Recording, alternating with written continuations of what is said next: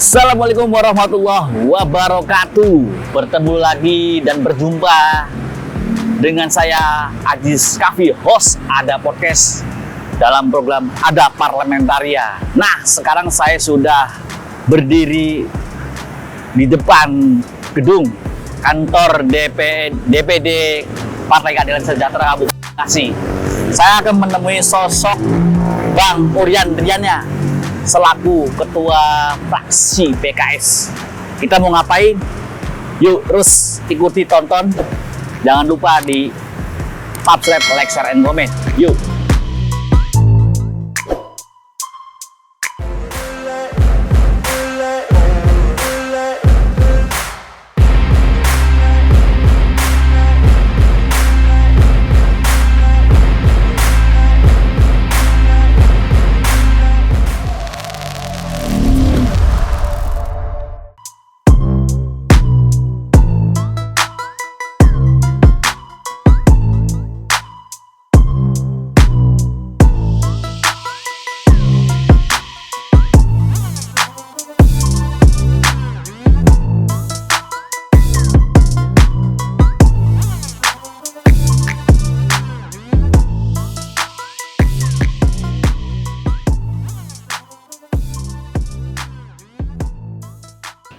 Nah, saya sudah berada di ruangan kantor DPD Partai Keadilan Sejahtera Kabupaten Bekasi. Dan di samping saya sudah ada beliau, Urian Riana.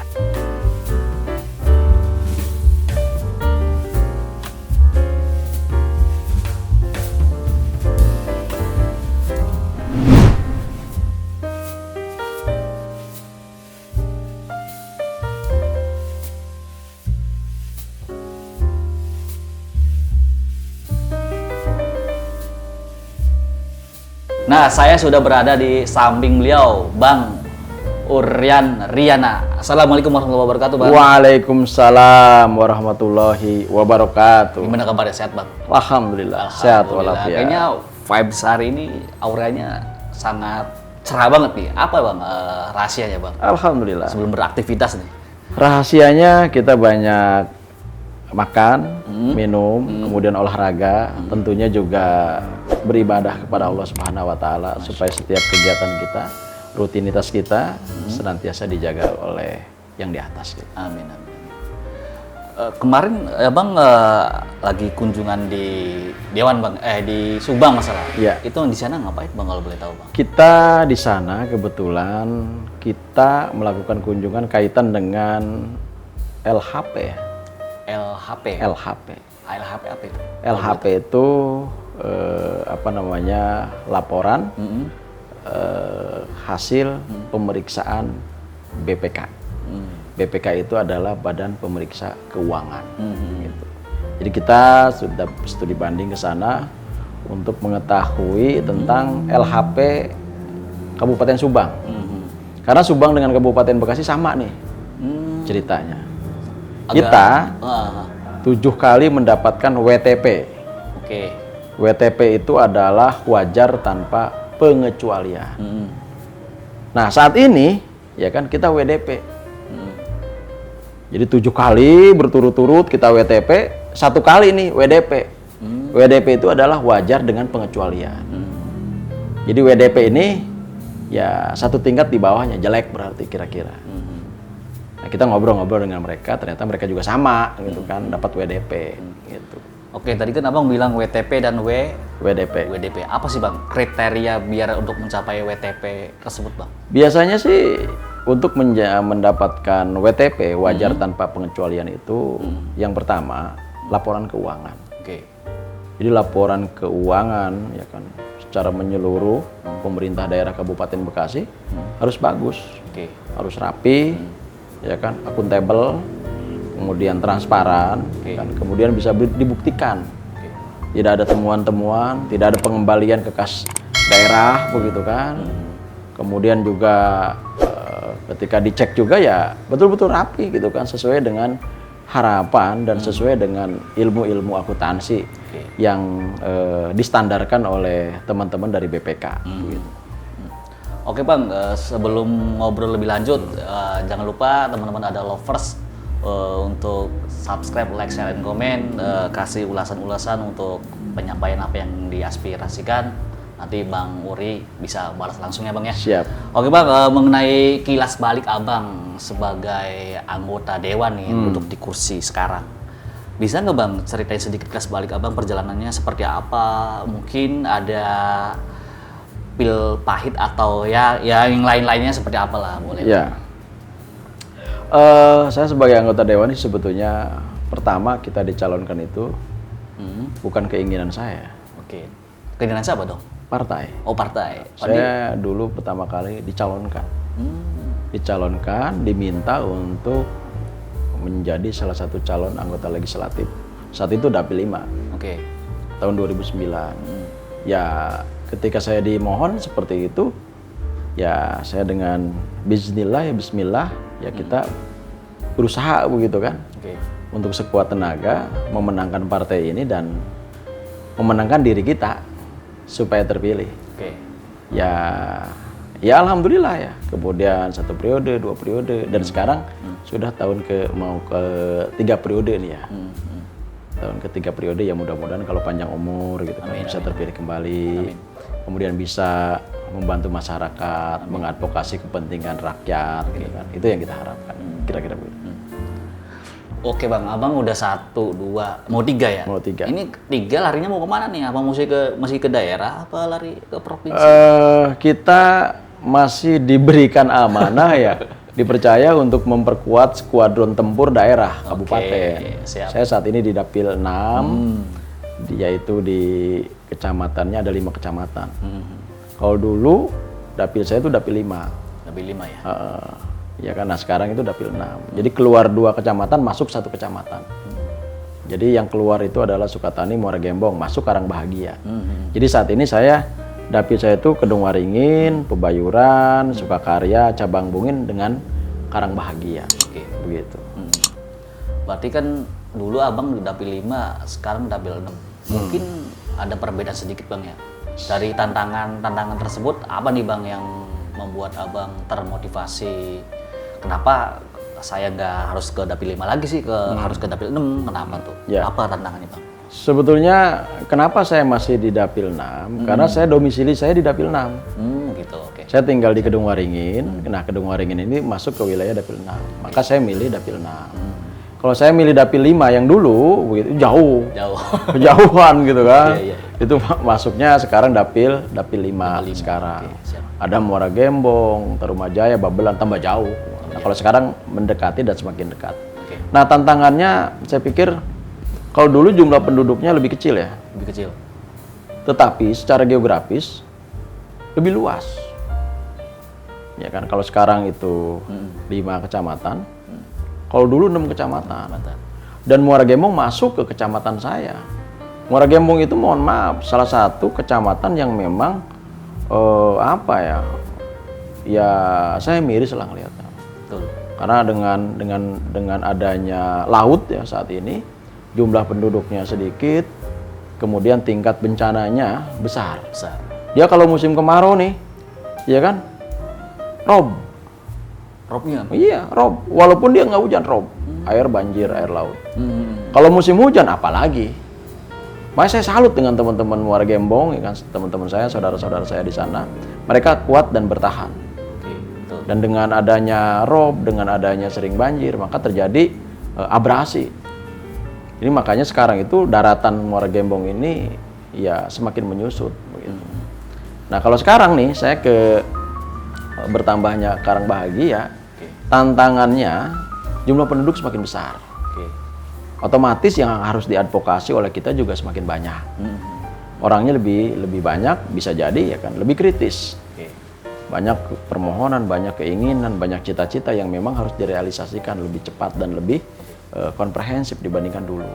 Kalau dulu mungkin tantangannya itu adalah kaitan dengan luasnya wilayah. Kalau saat ini jumlah penduduk yang banyak.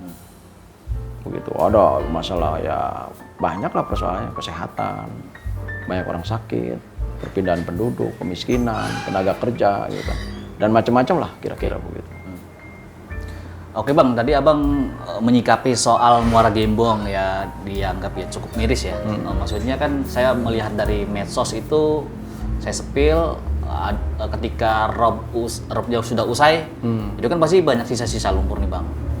Pernah nggak Abang maksudnya terenyuh terus ketemu langsung dengan warga, mau pindah nggak sih dari sini atau mungkin dia tetap kekeh mencintai ya, tanah kelahirannya dia di situ Bang? Apa Bang yang Abang? Saya pernah ketika saya kebetulan melakukan reses ya. Oke.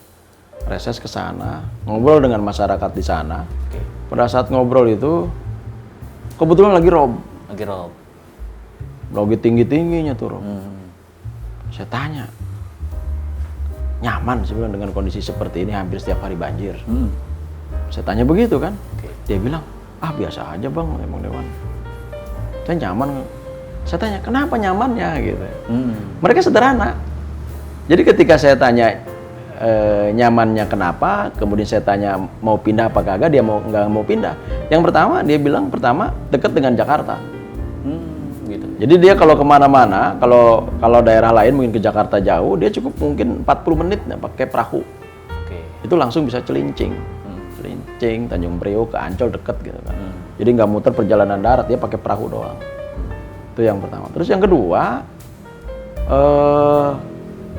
urusan aktivitas tentang kebutuhan pokok ya. Dia lebih dekat juga ke Jakarta. Ya, jadi usaha, dagang atau apa, dia langsung belanja ke Jakarta. Yang ketiga, dia bilang katanya praktis hidupnya.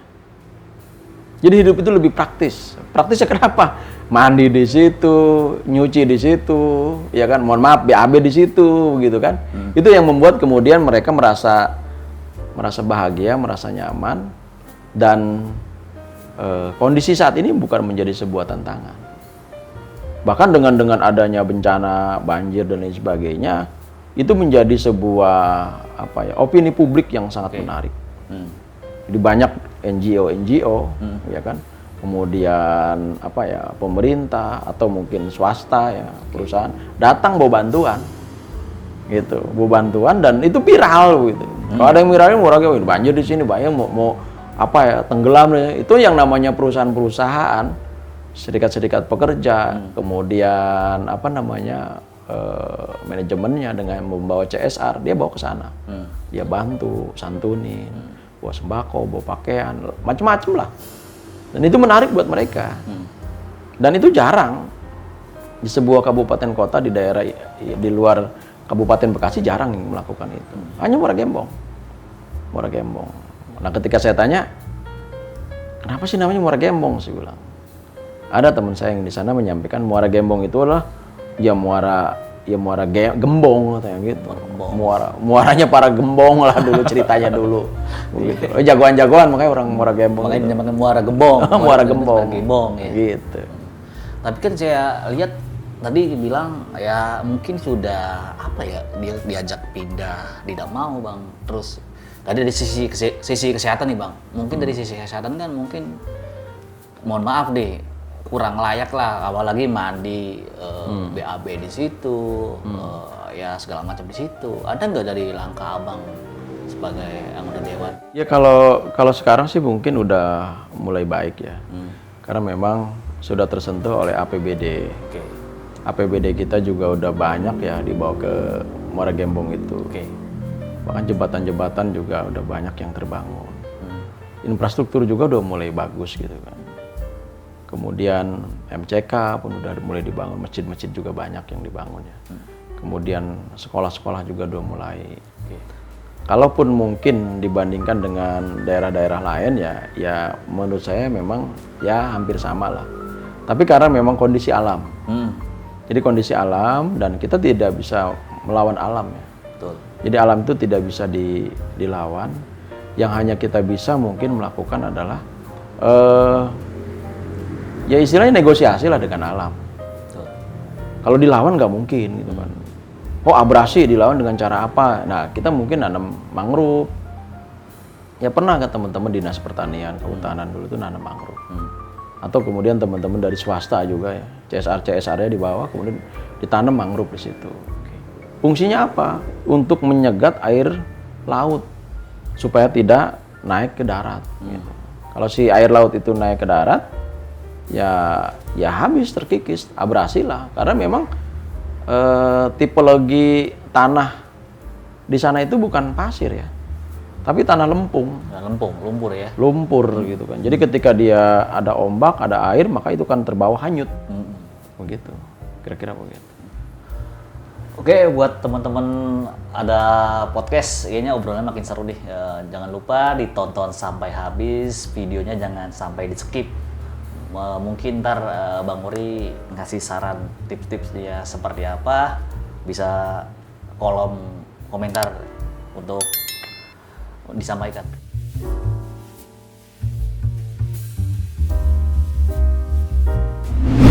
Bang Uri, sebelum tadi kan ngobrol hal politik, mungkin di karir pendidikan Bang Uri nih, Bang Uri seperti apa nih karir pendidikannya? Apa mungkin ada dari keturunan keluarga besar atau mungkin lebih background-nya ke abang ke politik nih dari karir pendidikan seperti Ya. apa? Kalau saya sih sebetulnya keluarga saya tidak ada yang background-nya politik ya. Oke. Orang tua saya seorang petani, ibu saya seorang pegawai negeri. Gitu kan. Kemudian saya juga disekolahkan di ya SMP biasa. Kemudian saya sekolah di STM, STM Negeri Karawang. Kemudian sampai hari ini saya menjadi salah satu ketua umum alumni ya, ketua alumni STM Negeri Karawang. Kemudian saya juga pernah kuliah di Unisma ya. Saya pernah jadi ya salah satu ketua LDK ya kan. Kemudian menciptakan beberapa organisasi di sana di Kota Bekasi. Terus saya pernah kerja juga di pabrik ya, menjadi ketua serikat kerja itu kan. Kemudian ya menjadi aktivis buruh lah kayak teman-teman yang lain.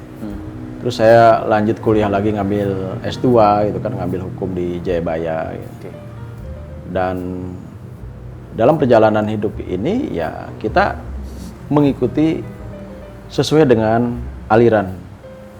Kalau kata air itu mengikuti aliran arus gitu kan. Saya juga ngikutin aja arahnya kemana. Kalau kemudian belok gitu kan. Tapi kita ikutin sambil kita jaga-jaga juga beloknya jangan terlalu jauh.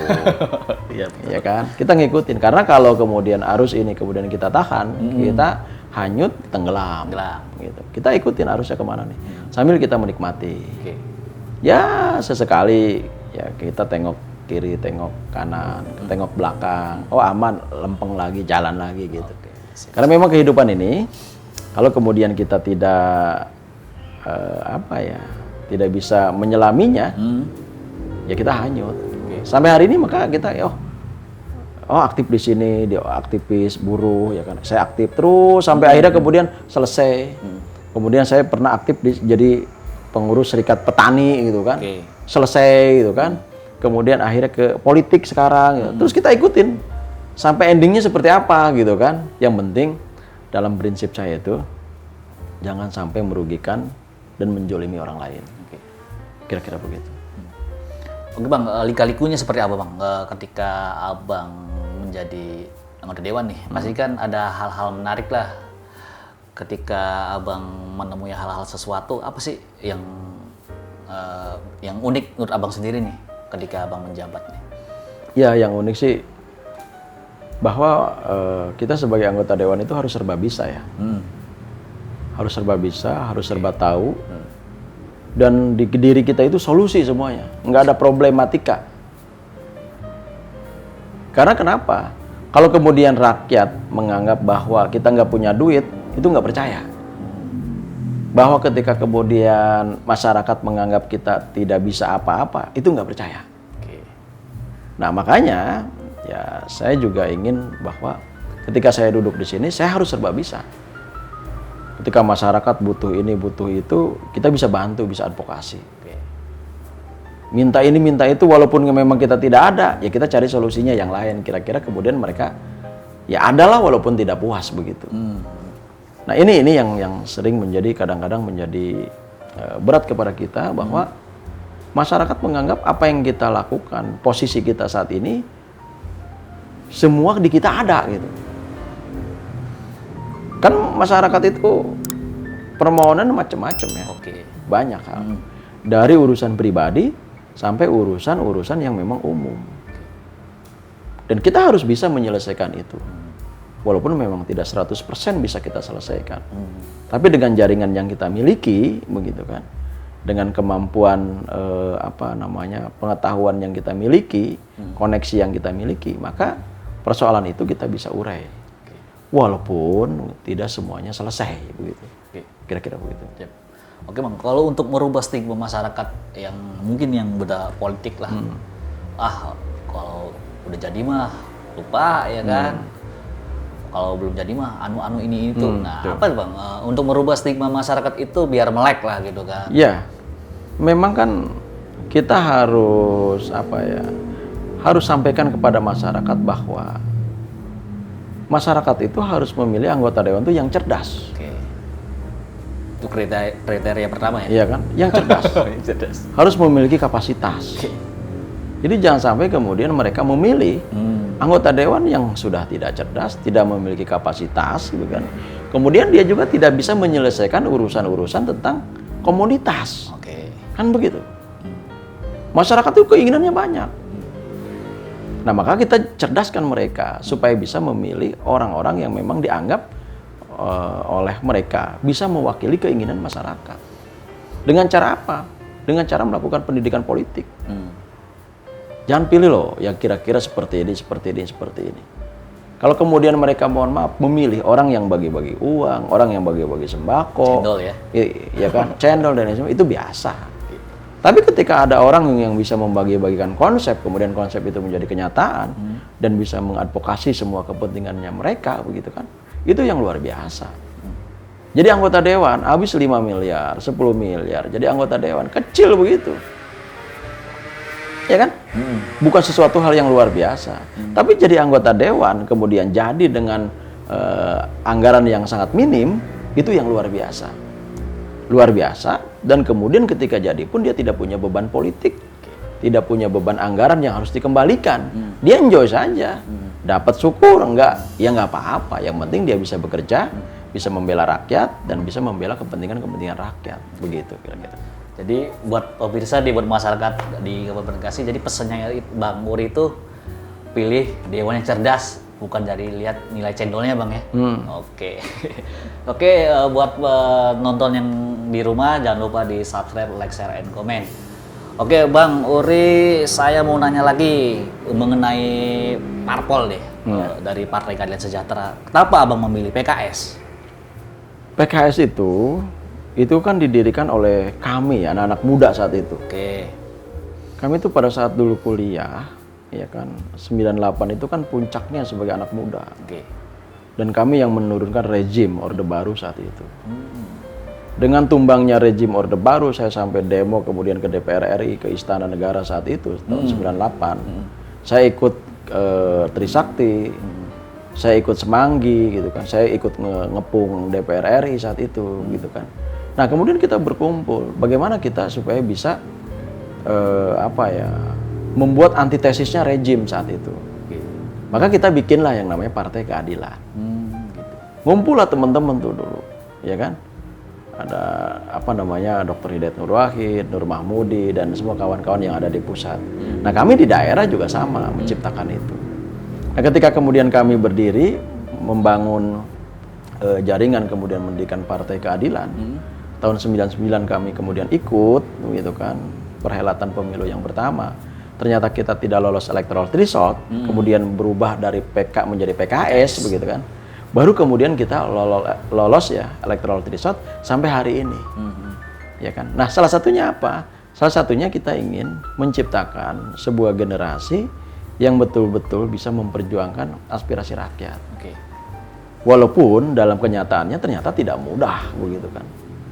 Ketika kita menjadi mahasiswa, ketika kemudian kita menjadi aktivis, kita teriak-teriak menjadi aktivis jalanan saat itu yang namanya megang toa, megang mic, gitu kan, mimbar bebas itu, diskusi-diskusi itu biasa. Bagaimana kita mengkritisi pemerintah itu biasa. Oke. Nah, ternyata ketika kita terjun ke dunia politik ini tidak mudah.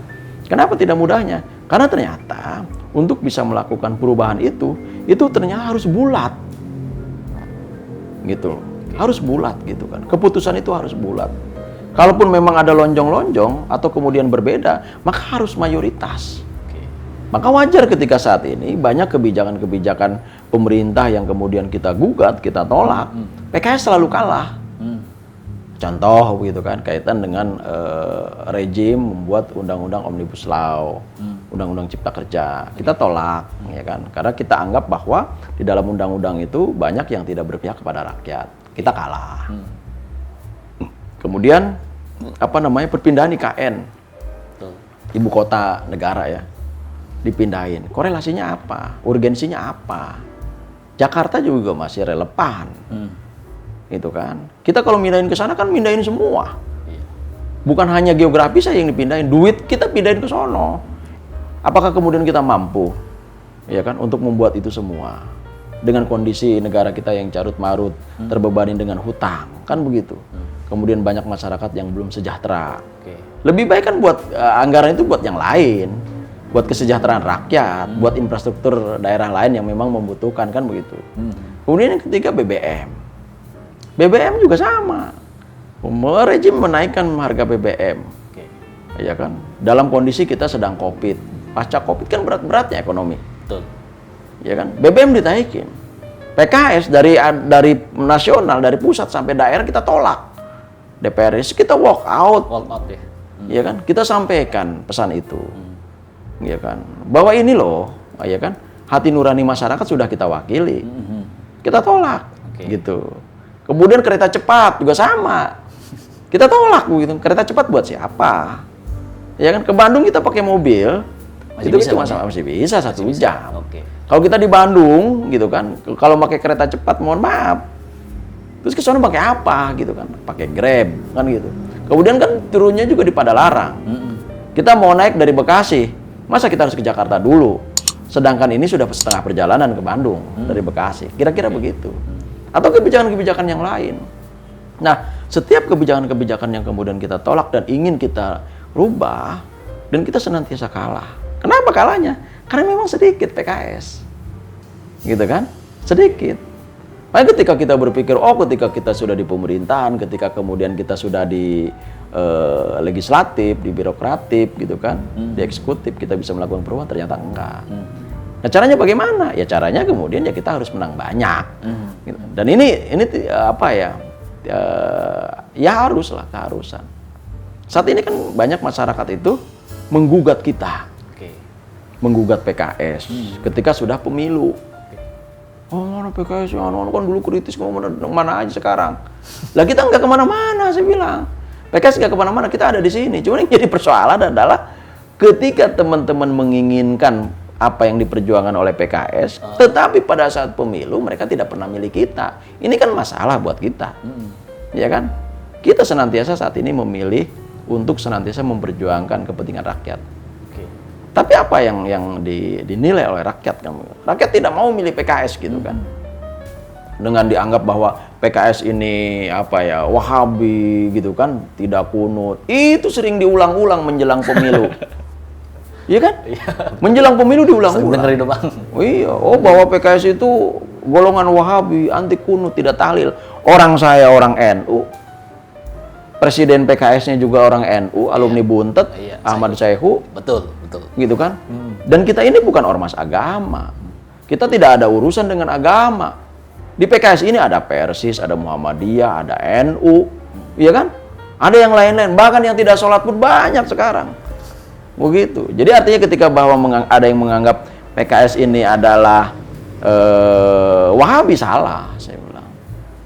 Karena PKS ini memperjuangkan semua kepentingan agama ketika itu berpijak dalam keadilan, kan begitu. Kita tidak menentang ada orang mendirikan gereja, tidak. Sama sekali tidak. Ketika memang itu semua jalur hukumnya, prosedurnya ditempuh, silakan. Gitu kan? Kalau orang mau melakukan ini, melakukan itu, silakan. Hukum secara positif, ya kan, kita akan ikutin. Kita akan dukung, begitu. Cuma yang jadi persoalan adalah, biasa ketika kemudian sudah mau masuk pemilu, opini itu, ya kan, yang sering digoreng lagi. Padahal itu sudah usang, sudah tidak laku. Begitu kan. Dan partai sekarang, mohon maaf, PKS semakin besar. Dan yang memilihnya itu anak-anak muda cerdas, anak-anak muda yang memang dia tidak mau terkungkung gitu kan dengan keadaan-keadaan sekarang. Makanya saya begitu. Kalau masyarakat semakin cerdas, maka PKS akan menang. Dan saat ini mohon maaf, ya kita akan berusaha untuk mencerdaskan masyarakat. Makanya dengan media sosial, ya kan, kemudian dengan pendidikan politik, supaya kemudian masyarakat itu pintar, memahami mana yang harus dibela, mana yang harus memang diperjuangkan, gitu kan. Partai mana yang memang layak untuk dipilih pada saat pemilu, itu yang kita harapkan. Oke. Begitu. Siap. Oke Bang, kemarin kan saya sempat baca berita ya di media online PKS mendukung kinerja Bupati, PJ Bupati Dani Ramdan, meminta jabatan masa jabatan menambah 1 tahun lagi ya Bang itu. Kenapa Bang? Ya, saya pikir Dani Ramdan layak lah ya untuk dipilih kembali. Layak. Kenapa layak? Karena saya pikir apa yang dia lakukan saat ini, dia cukup untuk mewakili keinginan rakyat. Oke. Nah, ada nggak sih jaminan bahwa PJ yang baru kemudian akan lebih baik dari Dani? Dengan hanya dia memiliki waktu yang sebentar, 1 tahun dia menjabat, kemudian bisa sat-siset. Ada nggak sih kira-kira? Belum tentu. Dia harus adaptasi lagi. Oke. Dia harus salaman dulu, perkenalan dulu dengan pejabat-pejabat baru. Bang, ya? Sawan dulu ke sono kemari. Gitu kan, ngobrol ngalor ngidul, yang akhirnya waktu habis buat itu seperti itu. Nah kalau Dani Ramdan saat ini, mohon maaf, tinggal melanjutkan, dia introduksinya, perkenalannya sudah selesai, membuka jaringannya sudah selesai, tinggal bekerja, maksud saya begitu. Maka PKS kita dukung. Dan yang kita dukung bukan hanya Pak Dani Ramdan ya, ada 3 yang kita rekomendasikan. Dan mohon maaf, kita hanya memberikan rekomendasi. Kewenangan untuk memilih bukan di PKS, gitu kan? Betul. Kewenangannya itu di gubernur yang dia mengirimkan rekomendasi itu, kemudian pihak Kementerian Dalam Negeri kemudian kirim ya kan ke Presiden lewat staf dan lain sebagainya, dia melakukan rapat, akhirnya kemudian memilih, kan begitu ceritanya. Diturunkan lagi ke Kementerian Dalam Negeri kemudian turunkan lagi ke Provinsi Jawa Barat kemudian kasih tahu ke Dani Ramdan bahwa Anda ya kan terpilih kembali untuk jadi PJ, kan begitu kira-kira. Dari penilaian kacamata Abang, seorang Dani Ramdan seperti apa Bang? Kan dia punya tagline-nya makin berani, ya kan? Nah, apa Bang nilainya? Ya, saya pikir yang dilakukan oleh dia perlu ya saat ini. Dan birokrasi ini kan dari dulu terkenal dengan lambat ya. Iya. Dari dulu, siapapun orang merasa lambat. Sedangkan masyarakat itu menginginkan hal-hal yang memang solutif dan reaktif. Kenapa seperti itu? Karena memang dia sudah lama gitu loh. Dengan kelambatan ini bukan hari ini, dari dulu. Tidak direspon, kemudian cenderung diam dan lain sebagainya. Nah, dengan adanya sekarang Dani Ramdan semakin berani, tagline-nya, kemudian dia geraknya sat-siset dan lain sebagainya, saya pikir ya perlu itu dilakukan karena dia tidak punya banyak waktu. Dan dia harus melakukan itu. Kenapa? Karena dia tidak punya beban politik. Kalau bupati yang lain punya beban politik. Karena kenapa? Dia dipilih oleh rakyat. Dia dipilih oleh partai politik untuk mencalonkan dalam pilkada. Ada biaya, ada waktu yang dia keluarkan. Kemudian dikorelasikan, itu menjadi beban. Nah, sedangkan, mohon maaf, Pak Dani ini nggak ada beban apa-apa. Dia datang ke Bekasi langsung jadi bupati, tanpa ada election, kan begitu. Tanpa ada pemilihan. Nah, ini kan luar biasa. Nah, dengan adanya seperti itu, maka dia harus betul-betul maksimal bekerja. Ya kan? Oh, dia tidak terbebani, tersandra oleh partai politik ini, partai politik itu, tokoh ini, tokoh itu, jaringan ono, jaringan ini, kan gitu kira-kira. Bekerja lempeng terus. Harusnya begitu. Harusnya begitu. Gitu. Siap. Oke Bang, kemarin kan Abang telah menyelesaikan masa resesi yang keberapa Bang? Yang tahun 2023 masa resesi yang kedua Bang ya? Iya. Apa Bang aspirasi-aspirasi yang Abang tampung oleh masyarakat mungkin lebih fokus kemana nih? Arah pendidikan atau mungkin infrastruktur? Ya. Atau yang lain Bang? Apa Bang? Saya alhamdulillah, saya mengadvokasi beberapa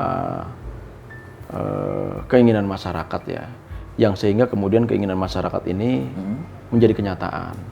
Salah satunya saya berhasil bawa anggaran ya untuk SMP 1 Kedung Waringin. SMP 1 Kedung Waringin tadinya kan jelek nih, sekarang udah dibangun. Kemudian pembangunan SMP 2 Kedung Waringin yang baru. Tadinya tidak ada tuh SMP 2 tuh, sekarang dibangun baru. Insya Allah akan dibangun 10 kelas gitu kan. Karena SMP 1 Kedung Waringin ini sudah tidak nampung. Gitu kan, dengan jumlah yang daftar yang banyak begitu kan, sedangkan kapasitas rombongan belajar udah nggak cukup. Maka kita bikin baru gitu. Kemudian di Bojong Sari itu ada SD kebanjiran mulu tuh. Yang saya sampaikan pada saat musrembang saat itu, pada saat reses, solusinya adalah dinaikin gitu, si bangunannya itu ditingkatin. Kalau pada saat banjir ya kan, maka di bawahnya banjir, di atasnya masih bisa beraktivitas, masih bisa sekolah gitu. Kalau banjirnya itu seminggu bisa gantian, kan kira-kira begitu. Kemudian di bantaran kali ya kan, jalan banyak lah infrastruktur jalan-jalan yang tadinya rusak jelek gitu kan, kita bangun baru untuk dapil saya. Kemudian bantaran kali Citarum juga sama, yang tadinya terjadi jebol ya, mau longsor, saya bawa ke BBWS, alhamdulillah dapat anggaran cukup besar dan saat ini sudah dikerjain. Yang dulu jebol di Sumber Urip, yang dulu ada Pak Jokowi, kemudian Pak Kementerian Dalam Negeri, Gubernur datang ke situ ya. Sekarang udah bagus. Gitu kan. Kemudian sekarang ada lagi nih Lenggah Jaya gitu kan, sama. Itu juga jebol, sekarang kita akan rapihin dan sedang melakukan pembebasan lahan. Banyaklah infrastruktur yang saat ini sudah kita advokasi, kemudian berhasil, ya kan, dan masyarakat juga merasa apa yang saat ini dilakukan ada kehadiran pemerintah gitu. Itu yang saya coba dan ini menjadi sebuah kebahagiaan buat masyarakat. Dan saya tidak mengklaim bahwa itu kinerja saya sendiri, enggak. Kolektif kita kolektif, ada eksekutif, ada legislatif. Cuman memang betul bahwa siapa yang mendengungkan itu, siapa yang membunyikan itu, siapa yang mengadvokasi itu. Ya kira-kira kayak inilah, kayak orang yang punya ternak, punya kambing, punya bebek, punya ayam. Walaupun itu punya dia, kalau nggak digiring sama dia ke kandang yang bakalan masuk. Kira-kira begitu. Sama anggaran pun. Gitu kan. Kalau walaupun ini adalah milik rakyat, kalau tidak ada yang menggiring, nggak bakalan itu menjadi sebuah kenyataan di dalam salah satu daerah tertentu begitu.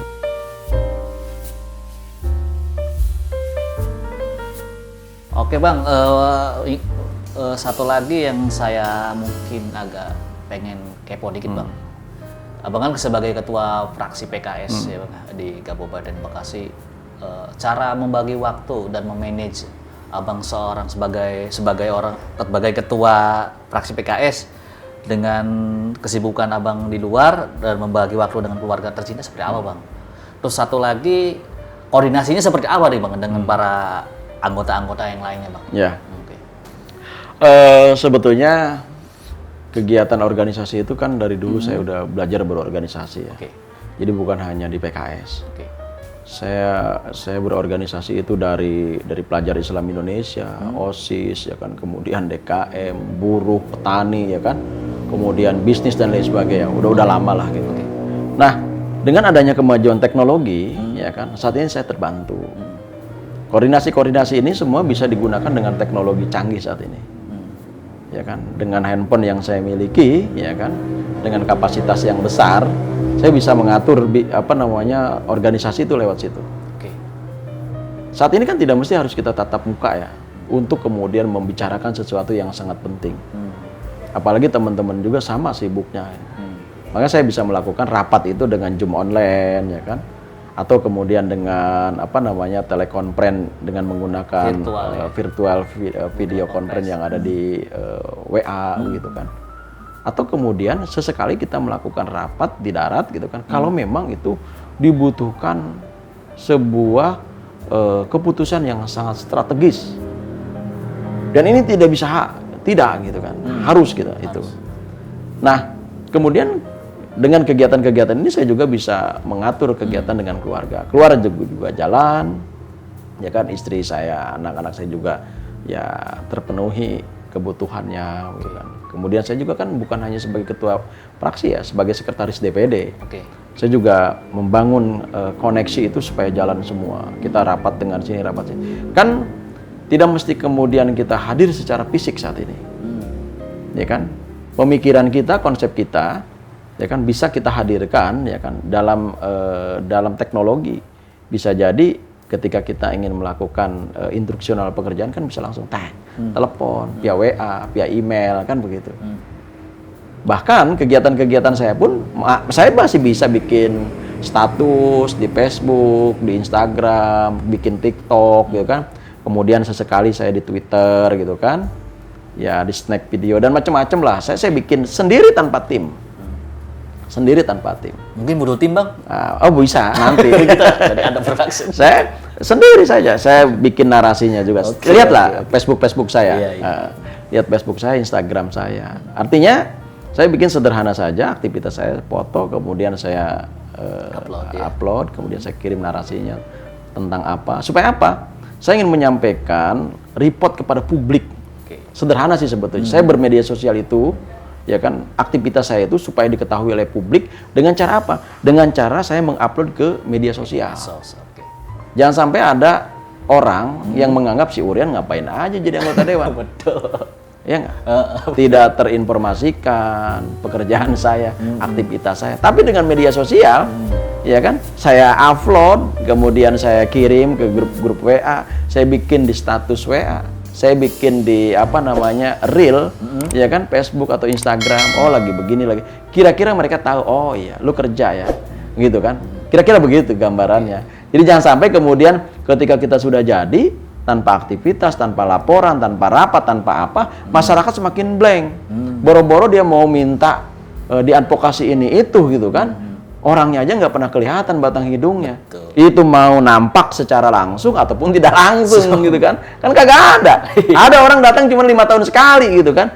Mau pemilu dan mau pemilu lagi. Kata orang ini mah butuhnya doang. Ya butuhnya doang. Kalau saya enggak, saya terbuka. Orang mau DM saya langsung, mau messenger saya langsung, no problem. Ayo kita diskusi. Dan mohon maaf, saya bebas. Saya nggak pakai privat media sosial saya. Publik, silakan. Mau dihajar, bisa-bisa, oh silakan. Ayo kita diskusi di ruang publik. Iya kan? Kita tidak pernah khawatir dia mau mengkritisi PKS, mau mengkritisi pribadi saya. Ayo kita diskusi. Gitu kan, asal jangan rasis gitu kan.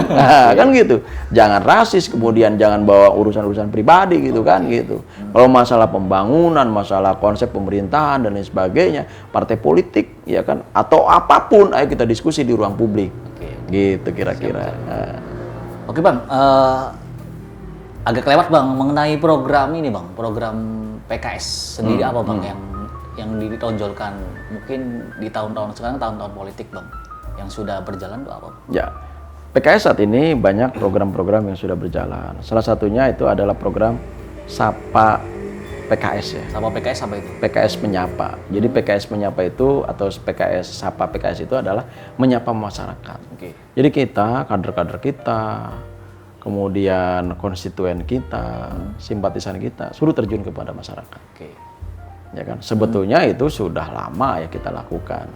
Karena kader-kader PKS itu membaur, dekat dengan masyarakat, ya kan, kemudian juga mengadvokasi kepentingan rakyat, itu sudah biasa sebetulnya. Tapi memang untuk menjelang pemilu ini kita semakin dekat. Saya perintahkan kepada mereka, tolong hadir di tengah-tengah masyarakat, apapun persoalannya, apapun kepentingan kita hadir. Kalau memang ada yang tahlil, kita ikut tahlil. Kalau orang ada sakit, ikut bantu. Apapun yang kita miliki, gitu kan. Walaupun saat ini kita menjadi oposisi, kita tidak punya mesin uang seperti partai politik yang lain, begitu kan? No problem. Ya kita jalan terus untuk mengadvokasi masyarakat dengan segala kemampuan yang kita miliki, begitu kira-kira. Oke, siap.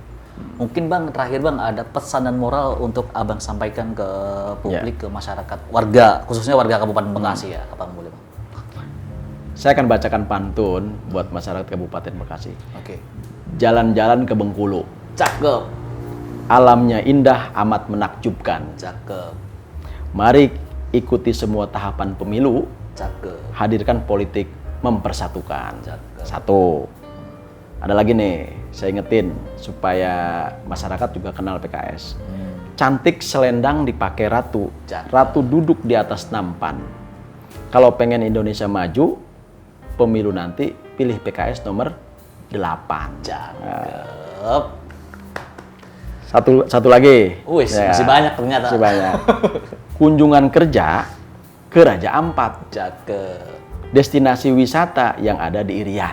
Cakep. Pemilu tahun 2024, jangan lupa pilih Kang Urian.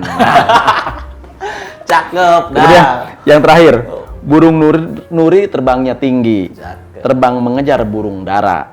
Kita akhiri acara hari ini, semoga kita sehat dan bahagia. Amin ya robbal Wallahu alamin. muwaffiq ila aqwamit thoriq. Billahi taufiq wal hidayah. Assalamualaikum warahmatullahi wabarakatuh.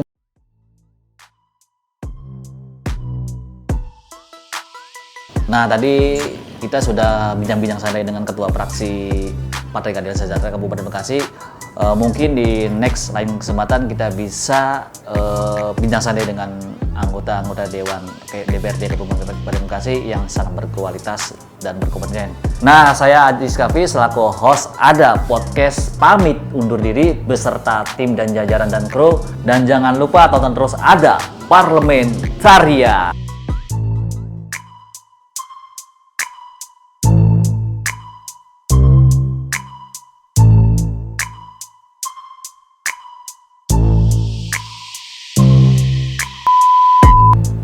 Saya berharap supaya podcast tentang parlementaria ini semakin padat, kemudian semakin luas wawasannya sehingga masyarakat terhibur.